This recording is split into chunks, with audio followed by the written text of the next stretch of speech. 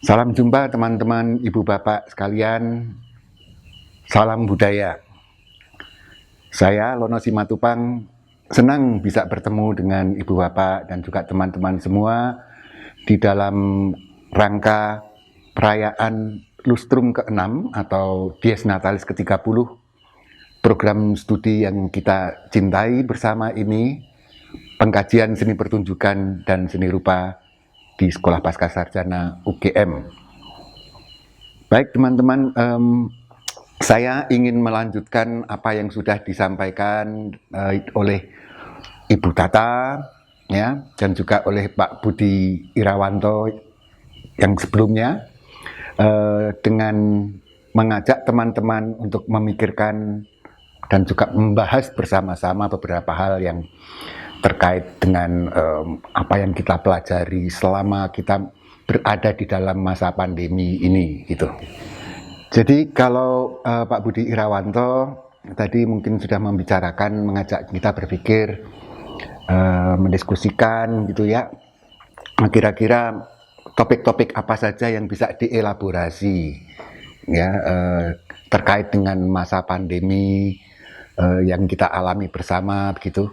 Saya ingin melanjutkan ini dengan mengajak teman-teman untuk mempertimbangkan dari kacamata yang lain, yaitu dari kacamata teman-teman, ibu bapak, tapi juga teman-teman yang lain yang juga ikut bekerja terlibat di dalam seni, dengan mempertanyakan kira-kira begini, pensikapan kita terhadap masa pandemi ini itu macam apa ya, gitu. Kelihatannya kok ada macam-macam cara pandang ya. Ada yang mengatakan memandang ini sebagai ya karena ini pandemi ada himbauan-himbauan, maka kita akan memandang ini menjadi semacam ya liburan dulu lah, kita berhenti dulu gitu, atau puasa ya, puasa kerja gitu ya, kerja kreatif dan lain sebagainya begitu. Tapi mungkin ada juga yang melakukan dengan cara yang berbeda, mensikapi dengan cara yang berbeda ya. Ada yang teman-teman yang melakukan menempatkan kondisi pandemi ini justru untuk kemudian mencari jalan keluar, gitu kan? Jadi dengan mengupayakan macam-macam macam-macam upaya, gitu ya, macam-macam percobaan, macam-macam tindakan. Jadi bereksplorasi di sana, ya. Dan tapi mereka pun juga kadang-kala juga masih berharap dengan harapan atau dengan asumsi, ya ini eksplorasi ini kan sementara saja. Nanti sebentar lagi kalau pandemi berakhir, kita kembali lagi normal katanya, gitu kan? Ya, itu juga ada. Tapi mungkin juga ada yang berpikir, kenapa ya? Kenapa tidak kita berpikir mungkin juga yang kita pelajari selama masa pandemi ini juga bisa kita manfaatkan sesudah seandainya pandemi berakhir, gitu. Jadi go beyond pandemi begitu, ya kan? Jadi ada kira-kira macam-macam pensikapan seperti itu, ya. Nah, saya ingin mengajak teman-teman khususnya ya untuk mempertimbangkan yang dari sisi yang beyond pandemi ini ya. Kenapa saya mengusulkan seperti ini ya? Pertama, terus terang kita sampai sekarang ini nggak tahu persis itu ya. Apakah pandemi ini akan berakhir gitu? Apakah pandemi ini akan mengubah cara-cara kita berinteraksi, hidup, berproduksi gitu, seterusnya ya. Pembatasan-pembatasan ini apakah sesuatu hal yang katakanlah kalau sudah misalnya vaksinasi kedua kemudian masa pandemi dinyatakan berakhir, maka tidak akan terjadi seperti itu lagi. Kita belum tahu ya. Bahkan bisa dibilang seluruh dunia belum tahu itu ya kan. Jadi berapa lama nggak ngerti. Satu. ya kan? Alasan kedua, ya, kenapa saya mengajak untuk beyond pandemi? Karena ternyata kalau teman-teman perhatikan, ya, bahkan sebelum pandemi pun, ya, itu ada juga karya-karya yang sudah mendahului, katakanlah, ya, melakukan upaya-upaya, ya, bekerja sama secara dengan situasi digital, dengan internet dan sebagainya itu sebelum pandemi. Sekedar contoh, dalam dunia seni rupa kita lihat ada animasi lukisan-lukisan Van Gogh gitu, ya. Terus di dalam seni tari kita melihat ada dance video, ya kan? Yang itu bukan sekedar dokumentasi. Bahkan sebelumnya lagi, itu kita sudah sering sangat kenal dengan di dalam dunia musik, video klip, gitu, ya. Itu semua dilakukan sebelum pandemi dan menggunakan alat-alat, peralatan-peralatan dan media-media yang sekarang ini kemudian kita coba, gitu kan, ya. Dengan demikian, sebetulnya hal-hal ini tidak perlu ada selalu dikait-kaitkan dengan pandemi, ya. Itu juga kita bayangkan sesudah pandemi pun juga bisa kita bawa, gitu kan? Ya, alasan berikutnya, alasan ketiga. Kalau saya merasa bahwa sekarang ini makin lama teknologi dan juga piranti lunak untuk editing yang kerja-kerja semacam ini semakin bisa terjangkau, ya, accessible, sehingga membuka peluang kepada kita untuk mulai juga bekerja. Tidak harus itu perusahaan-perusahaan besar gitu, enggak, ya, bahkan mungkin dengan peralatan-peralatan sederhana kita sudah mulai bisa melakukan hal seperti itu. So, ini alasan-alasan kenapa saya mengajak ibu bapak, teman-teman sekalian untuk mempertimbangkan apa yang kita pelajari selama masa pandemi ini untuk kita bawa juga bukan hanya ketika masa pandemi tapi beyond pandemi, gitu, ya. Coba saya mengajak untuk mempertanyakan kira-kira begini, ya. Kalau yang dilakukan oleh teman-teman dan atau mungkin juga oleh rekan-rekan kerja kita, tempat kerja kita, ya, terkait misalkan dalam bidang seni, coba perhatikan, apa sih implikasi dari masa pandemi ini, perubahan-perubahan ini bagi misalnya persoalan manajemen seni, ya kan? Apa yang mengubah di sana? Apa yang berubah? Bagaimana mengelola? Apakah itu di seni rupa? Apakah itu di seni pertunjukan? Ya. Antara produksi, produk, distribusi berubah enggak? Ya.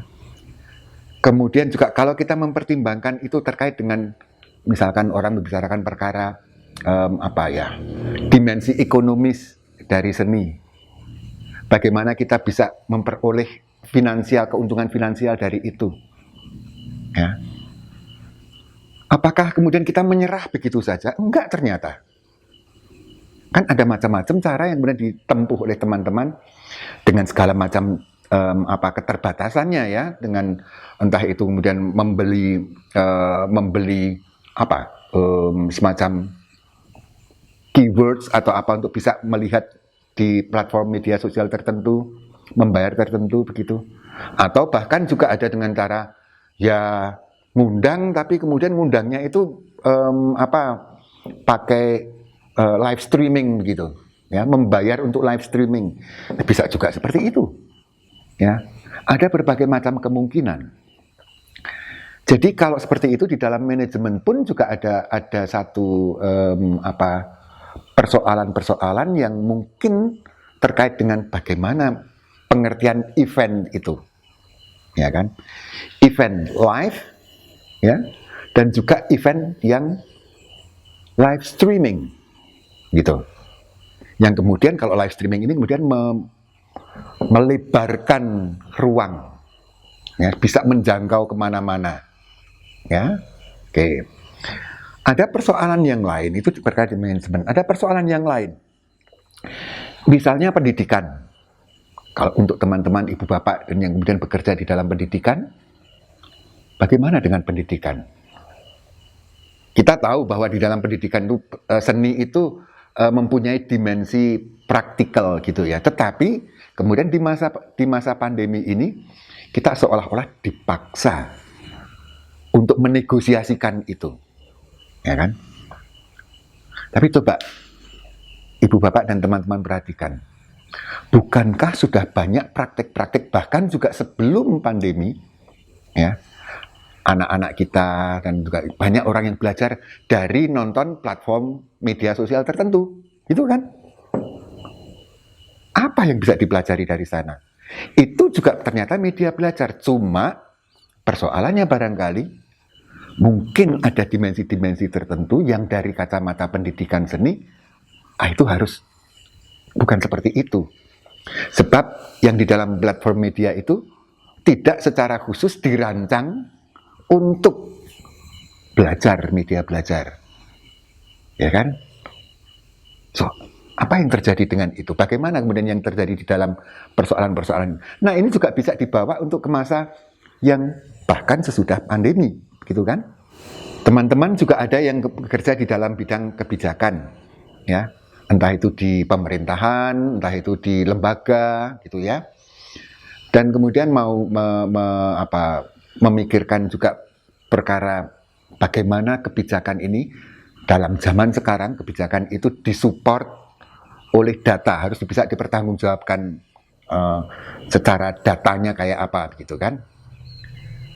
Nah, kita jumpai bahwa sebetulnya dunia internet ini kan bukan hanya sekedar mempresentasikan, ya.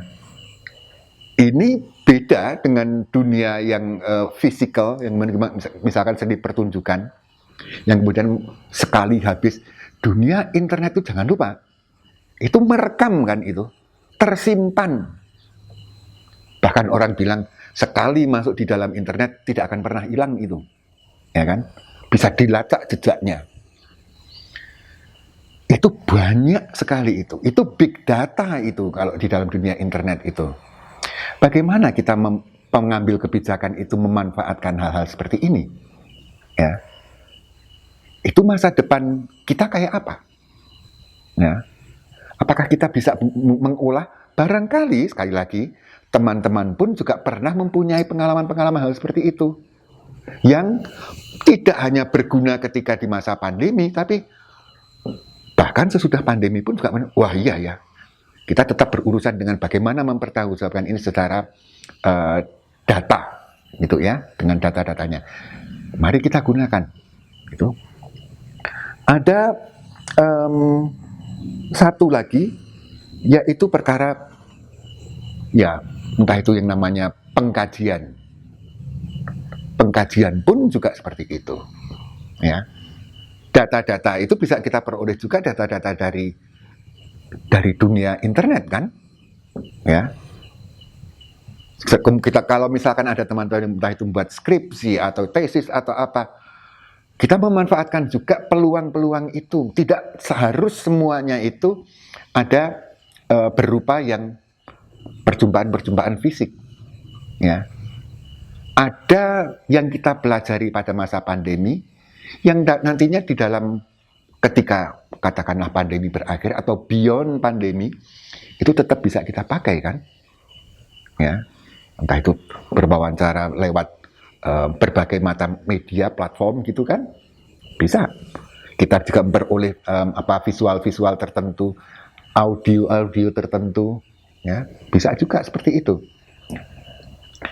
Jadi ada banyak sebetulnya teman-teman sekalian yang bisa saya harapkan teman-teman pertimbangkan ulang, mempertimbangkan ke depannya itu seni itu kayak apa, dengan mempertimbangkan media-media yang baru seperti ini, ya. Termasuk satu hal lagi yang tidak kalah pentingnya. Sekarang teman-teman semua banyak terlibat, banyak mendengar juga bagaimana seni ini dipergunakan, dimanfaatkan untuk pemberdayaan masyarakat. Ya kan? Nah, pemberdayaan masyarakat itu apakah kemudian selama ini, ya katakanlah tadi, libur atau puasa ketika kemudian masa pandemi, apakah tidak ada cara-cara pemberdayaan yang lain? Ya. Apakah teman-teman kemudian benar-benar berhenti, atau ada teman-teman juga yang berusaha mengatasi itu dengan cara-cara yang memakai dunia internet, ya. Nah, itu semua menurut saya hal-hal yang perlu kita bicarakan, kita pertimbangkan lagi, bukan melulu pada untuk hanya masa pandemi ini, ya. Kerja kreatif yang kemudian banyak menggunakan dunia internet itu juga banyak kita lakukan. Tidak hanya khusus untuk masa pandemi, tetapi beyond itu. Dan kita cari kemungkinan-kemungkinannya. Ya. Itu yang kami harapkan ke depan, kita lebih juga memberi perhatian pada hal-hal itu.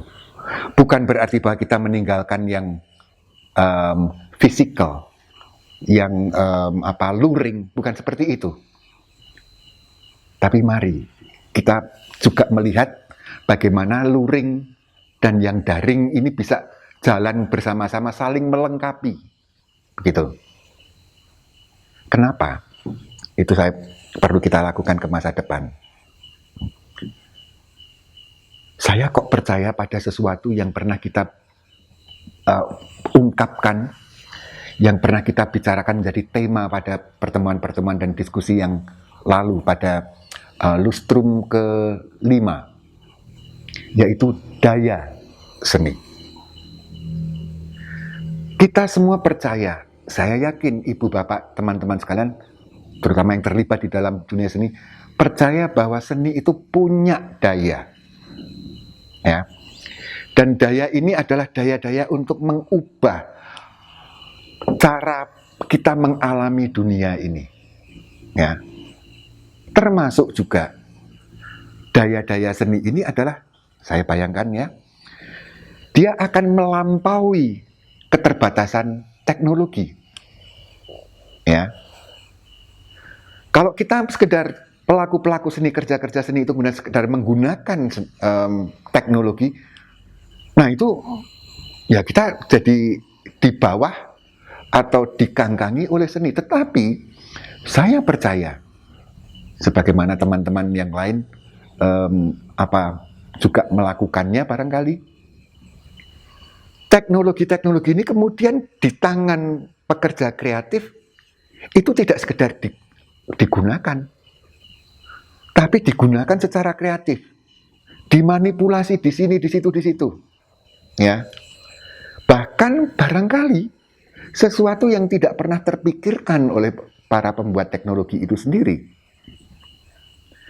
itu adalah daya-daya seni. Ya. Jadi kami percaya, program studi kami ini percaya bahwa teman-teman juga merasakan itu, dan marilah kita mencoba membicarakan bersama-sama bagaimana daya seni ini kemudian kita padukan bersama, bagaimana kita lakukan di dalam konteks-konteks yang dengan melibatkan ya technologically saturated gitu ya, yang kemudian kita tersirami oleh teknologi-teknologi yang internet seperti ini. Itu saja teman-teman. Saya pasti tidak akan punya jawaban, kita semua juga tidak punya jawaban yang pasti mengenai ini mau seperti apa.